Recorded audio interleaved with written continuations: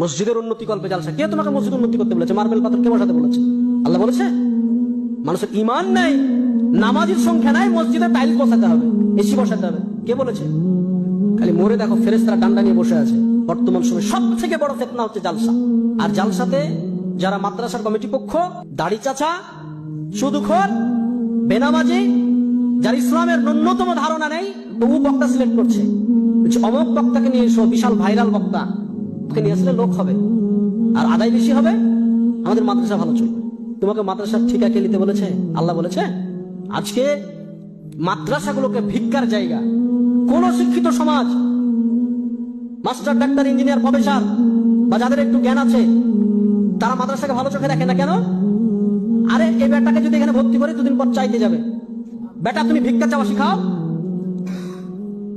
মাদ্রাসাতে এই যে জালসা সিজন, এখন ছোট ছোট বাচ্চাগুলোকে 1 মাস আগে থেকে তো ক্লাস নাই, বাড়ি বাড়ি চাল চাইতে পাঠাচ্ছে, যাও জালসা হবে, খানা হবে। তাই ছোট ছোট বাচ্চাদেরকে যাও বাড়ি বাড়ি চাল চেয়ে নিয়ে এসো। ওই মাদ্রাসার আন্ডারে যতগুলো পাড়া আছে, বাড়ি আছে, সব বাড়ি থেকে চাল চেয়ে নিয়ে আসে মাদ্রাসার তালবিলিমরা। এবার শিক্ষিত সমাজ কোন নজরে দেখবে? আমি তো চাইবো না যে আমার বেটা ওই বাড়ি বাড়ি চেয়ে বেটাকে আমি চাইবো নাকি? আমি তো জীবনে চাইবো না। আল্লাহ রসুল বলছেন উত্তম হাত যেটা দিল এটা হচ্ছে উত্তম, আর যেটা নিল এটা হচ্ছে অরুত্তম। আরে মুসলমানরা তো দেয়, আর তুমি ভিক্ষা করা শিখাচ্ছ। এত বড় বড় কলেজ, ইউনিভার্সিটি চলছে পাবলিক, কাউকে দেখেছেন যে উন্নতি কল্পে জালসা করেছে? কেউ কেউ করেছে? আপনি বলেন যে আমরা চালাতে পারছি না, তোমরা ভিক্ষা দাও, বলেছে? ইসলামকে ধ্বংস করে ফেলেছে এক শ্রেণীর আলেম, এক শ্রেণীর সমাজ। মাদ্রাসা মানে ভিক্ষা করতে হবে, তোমার বেটা পড়বে, তোমাকে পয়সা দিয়ে তোমাকে পড়াতে হবে। আর একটা টেন্ডেন্সি যে মাদ্রাসায় পড়ালে হয়তো কিছু টাকা পয়সা লাগে না, মানুষের ভিক্ষা দিয়ে চলে। এই টেন্ডেন্সি আপনাকে উড়াতে হবে। তোমার সন্তান মাদ্রাসায় পড়বে, তোমাকে টাকা দিয়ে পড়াতে হবে।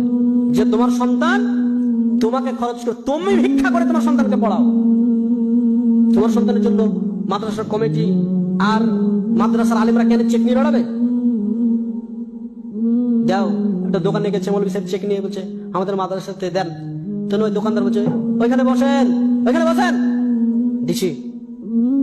1 ঘন্টা বসার পরে দিচ্ছে 10 টাকা 20 টাকা চেক কেটে দিচ্ছে। লজ্জা লাগে না? ভিক্ষা চাইতে গেছো, কার জন্য ভিক্ষা চাইতে গেছো? আজকে সারা বিশ্বে মুসলমানদের অবস্থা আপনি দেখেন।